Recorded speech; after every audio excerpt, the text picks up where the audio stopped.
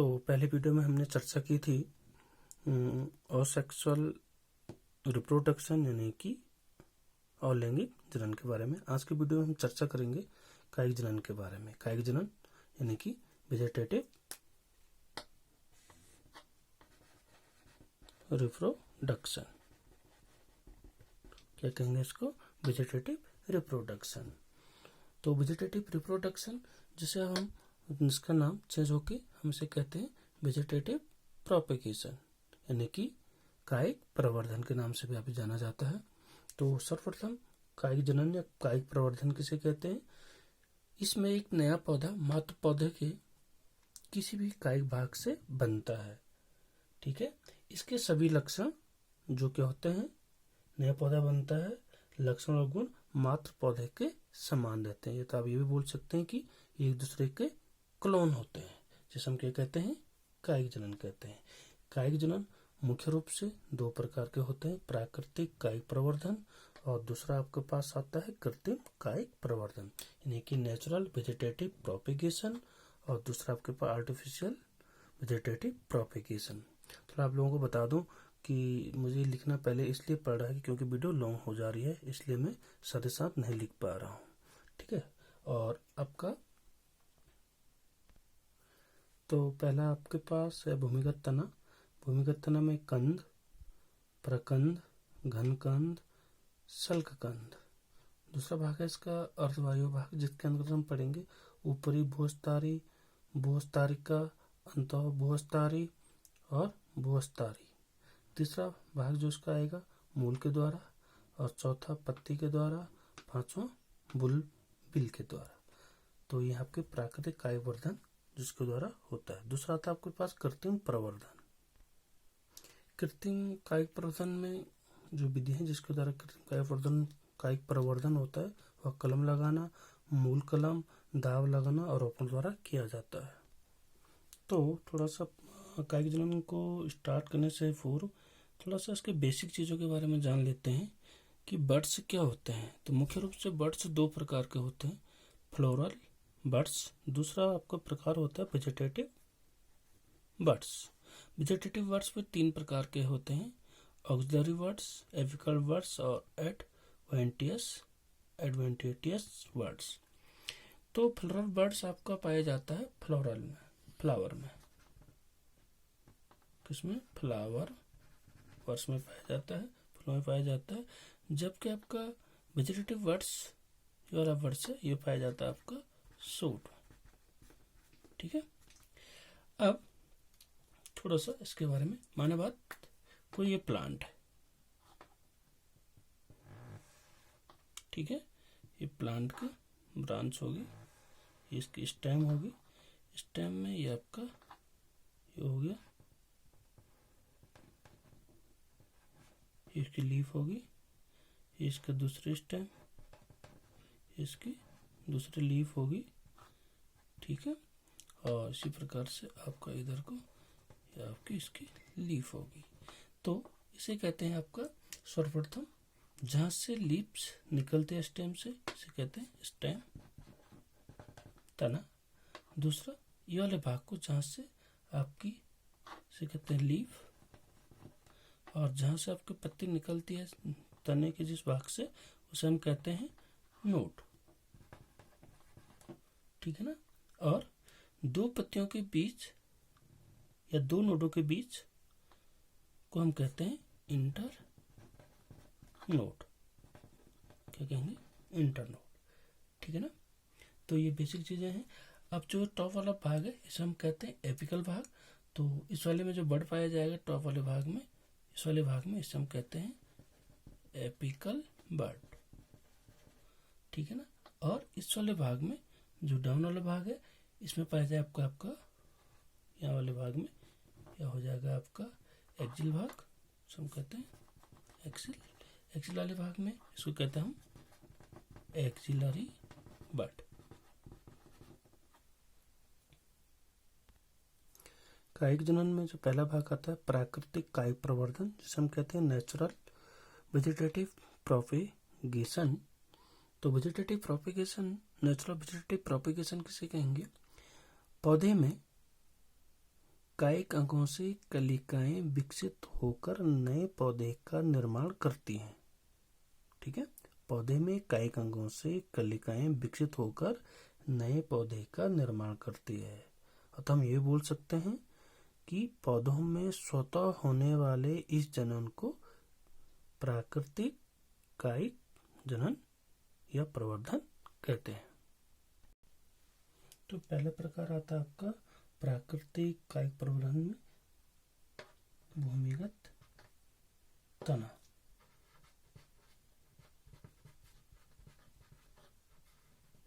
भूमिगत तना यानी कि अंडरग्राउंड स्टेम।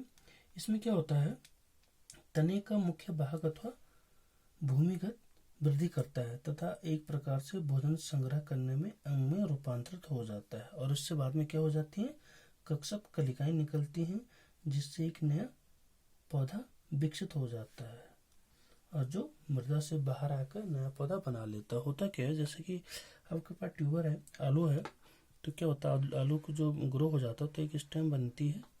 क्या बनती है, स्टेम। और स्टेम से क्या होता है, सॉरी आपको स्टेम है, इससे शाखा निकलती है और यह जमीन के अंदर है, और इस शाखा निकल के जो ब्रांच है वह क्या भूमि के अंदर आ जाती है, और भूमि के अंदर आ जाके यह क्या करती है, धीरे धीरे भोजन को संग्रहित करती है और ट्यूबर बना लेती है। ठीक है, जैसे आपके पास है भूमिगत तना। भूमिगत तने में जो पहला पार्ट आपके पास आता है वो आता है कंद यानी कि ट्यूबर। ट्यूबर में क्या होता है, कंद में कि कोई भी भाग, जैसे हम ले लें इसमें ट्यूबर, पोटैटो, आलू, तो आलू क्या होता है, इसमें आइस बनती है, आंख जैसी संरचना बनती है बीच बीच में, जिससे हम बड कहते हैं या आइस कहते हैं। और इससे क्या होता है, ये आइस से क्या होता है, अंकुरण जो बड है उसे कहते हैं आइस। और ये आपका ट्यूबर हो गया, आलू हो गया, और इसमें जो उसको हम बड भी कह सकते हैं, बड, जो बड होता है उसमें ऑक्सिलरी बड पाया जाता है। ठीक है ना, और ये बड क्या हो जाते हैं, बाद में जनरेट होकर एक अंडरग्राउंड से बाहर को आके एक सूट बना लेते हैं और ये जनरेट होकर न्यू प्लांट बना देते हैं।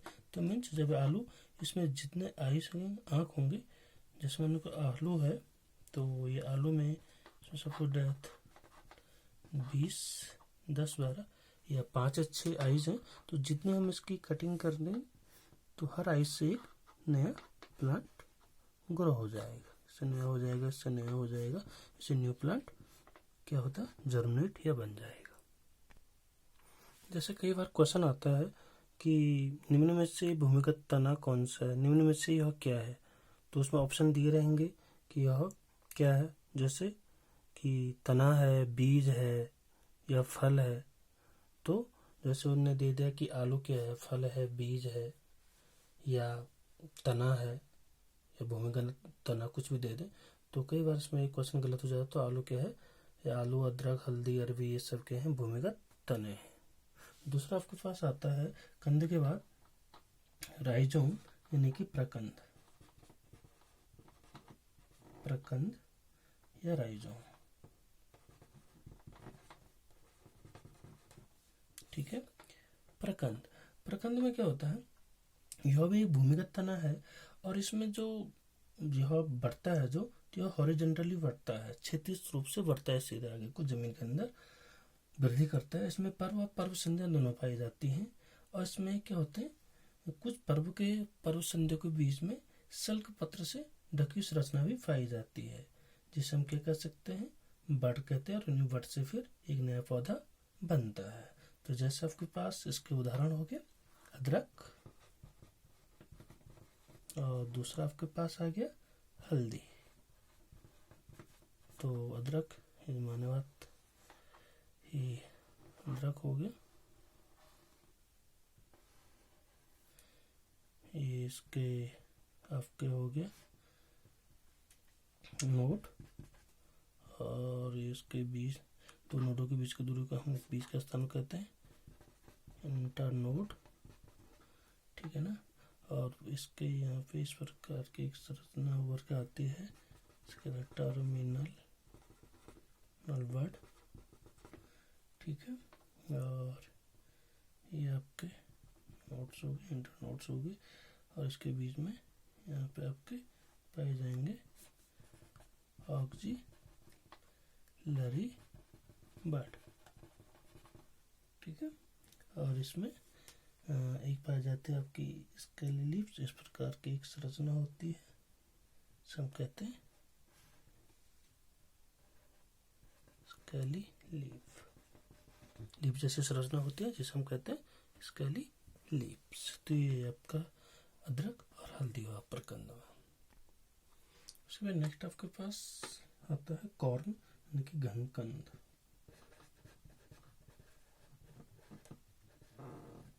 घनकंद कॉर्न क्या होता है? कॉर्न या घनकंद। घनकंद का हम उदाहरण लेंगे अरवी या जिमीकंद। जिमीकंद या आपके पास उदाहरण आ जाएगा केसर,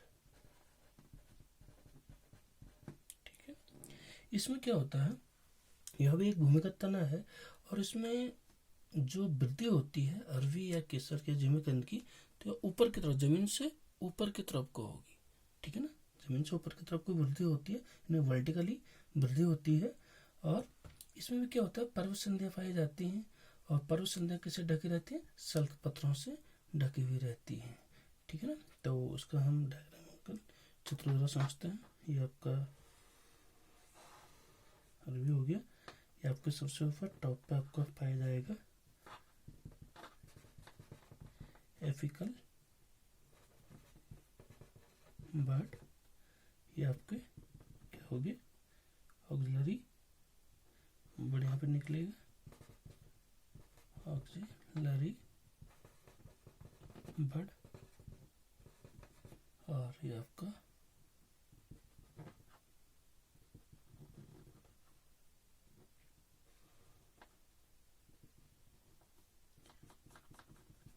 ये आपका हो जाएगा दो नोटों के बीच में इंटरनोट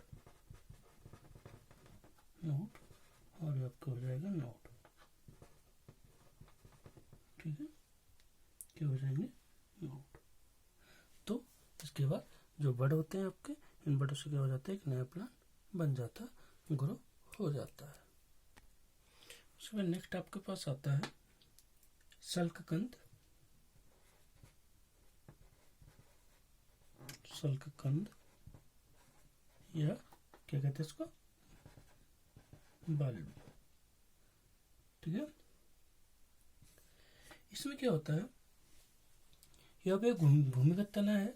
इसका तना काफी छोटा होता है और क्या होता है, रसीला और गूंदेदार इसमें सल्क पत्र मिलते हैं, जबकि अन्य में नहीं मिलते। इसमें क्या मिलते हैं? रसीले और गूंदेदार सल्क पत्र मिलते हैं।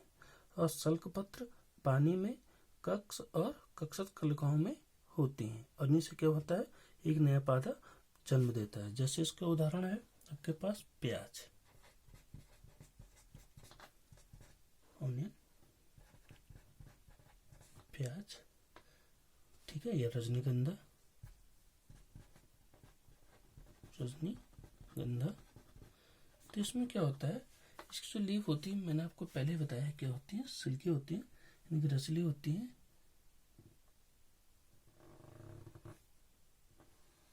डायग्राम बनाने में मेरा टाइम है नहीं, तो जैसे भी बनेगा, ठीक है। और इसके बीच में स्ट्रक्चर ऐसा होता है जैसे हम कहते हैं स्टेम। क्या कहेंगे? स्टेम। ये आपका यहाँ पर से एक पीछे बीच एक ग्रोथ होता है जिसे हम कहते हैं एपिकल बर्ड, जो ग्रो होकर क्या बना देता है, इस प्रकार से इससे स्टेम निकल आती है। किससे? प्याज का हम उदाहरण दे रहे हैं। इसके अलावा इसके नीचे जड़ें होती हैं जिसे कहते हैं एडवेंटिटियस रूट, यानी कि अपस्तनिक जड़। और इसके अलावा यहाँ पे एक संरचना निकलती है जिसे कहते हैं ऑक्सिलरी बड।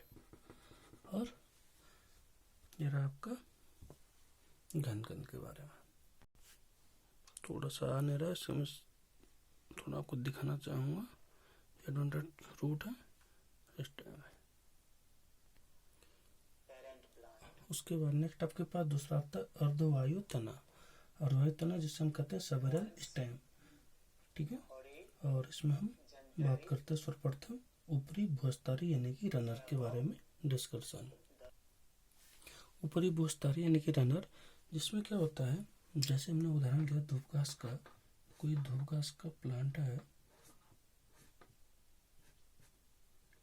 जमीन के अंदर उसकी रूट है, तो इसमें क्या होता है, इसकी रूट आगे को बढ़ती है और इससे फिर क्या होता है, रूट बन जाते हैं और ऊपर को शाखाएं बन जाती हैं। फिर रूट इसका भाग कुछ आगे बढ़ेगा और फिर इससे रूट और शाखाएं बन जाएंगी। तो इस वाले भाग को कहते हैं रनर, ठीक है। इस प्रकार से इससे नए प्लांट बनते जाते हैं। और जो क्षैतिज रूप से सीधे आगे को बढ़ता रहता है, यानी कि हॉरिजॉन्टली वृद्धि करते हैं और आगे बढ़ते रहते हैं। जैसे उदाहरण आपके पास है धूप घास, जो हमने लिया, धूप घास हो गया, धूप घास का उदाहरण हो गया। इसके अलावा खट्टी बूटी और सेंटला इसके मुख्य रूप से उदाहरण है। तो आपके पास दूसरा आता है भूस्तरिका, इनका ऑफसेट। यह क्या होता है, लगभग रनर के सामान्य होता है, यानी कि भूस्तरी के सामान्य होता है, परंतु इसमें दो चीज अंतर है। एक तो यह क्या होता है, जल में जलोद्भिद प्लांट है, ठीक है ना, हाइड्रोफिटिक प्लांट है। और इसमें क्या होता है कि कोई प्लांट है ऊपर, जैसे नोड्स है, ठीक है, ये नोड्स है, नोड्स से क्या हुआ, रूट एडवानेटियस रूट या फस्तानिक जड़ निकली और इससे क्या पत्तियों का गुच्छा बना, ठीक है। फिर इसमें क्या हो गया, नोट्स आगे बढ़ी और इससे फिर रूट निकली और ऊपर क्या निकला, पत्तियों का गुच्छा निकला। फिर नोट्स आगे बढ़ी, इससे फिर रूट निकली, यानी कि शाखा और आगे बढ़ी, नोट्स से फिर रूट निकली और इससे फिर पत्तियां बनी। तो इस प्रकार से यह, इसको हम कहते हैं, इस वाले भाग को ऑफसेट, ठीक है। तो जो आपके पास है, जैसे समुद्र शोक में तो जैसी परिभाषा उसे लिखी और सिर के समान की संरचना है। तो जलोद्भिद होने से पर्वत जल निर्मग्न होते हैं। प्रत्येक पर्वत संधि से पत्तियां का समूह निकलता है, जिससे नीचे जड़ों का गुच्छा होता है, जो मात्र पादप से अलग होकर नया पौधा बनाता है। तो इस तरह से पेरेंट क्या है, प्लांट है, ये मात्र पौधा है और इसका ही इससे एक ये क्या हो गए, नए पौधे। उसके बाद नेक्स्ट आपके पास भूस्तरी स्टोलोन। तो इसमें क्या होता है, जैसे इसका उदाहरण है स्ट्रॉबेरी। तो इसमें क्या होता है, स्ट्रॉबेरी में ये ग्राउंड है, ठीक है, इस पे स्ट्रॉबेरी की रूट्स होगी, प्लांट्स की लीव्स होगी, स्ट्रॉबेरी की लीव्स,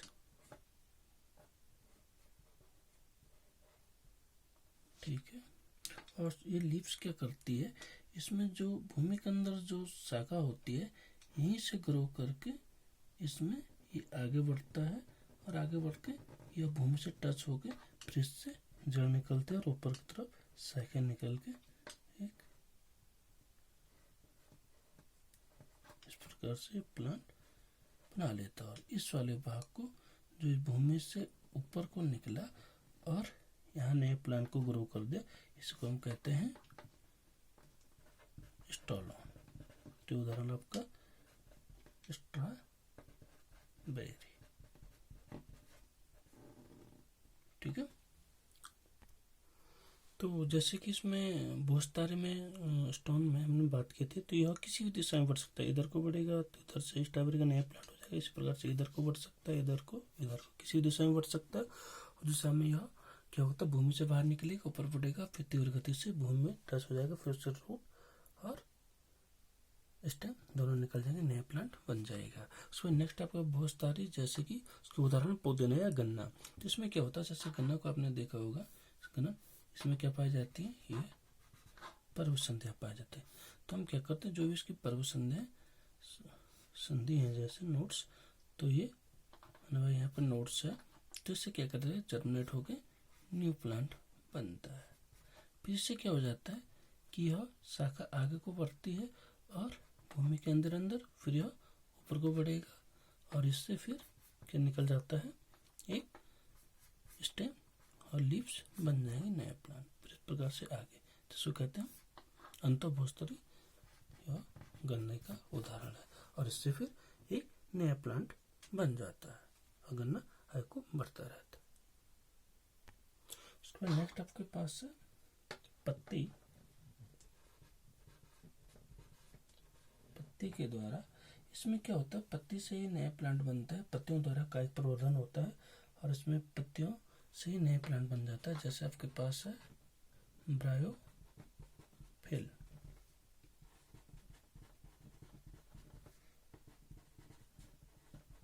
ब्रायोफिलम, ठीक है।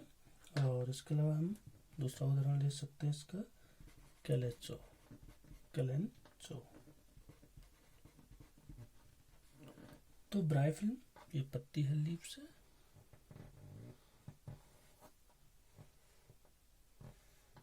ठीक है, ये ब्रायोफिल्म की लीव्स है,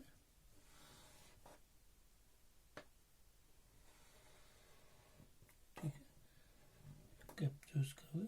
तो ब्रायोफिल्म क्या होता है, जब नमी वाले स्थानों पर गिरती हैं तो इनसे क्या होता है, वर्ड्स निकलते हैं, नोट्स, नोट्स है,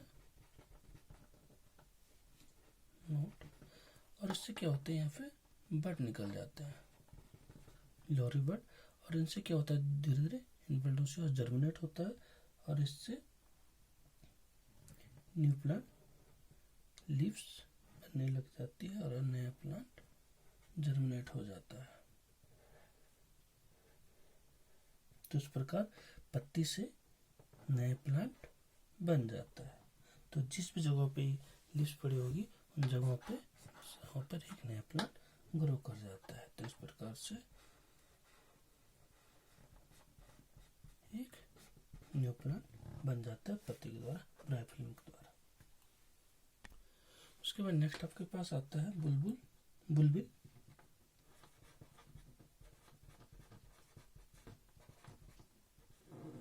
बुलबिल,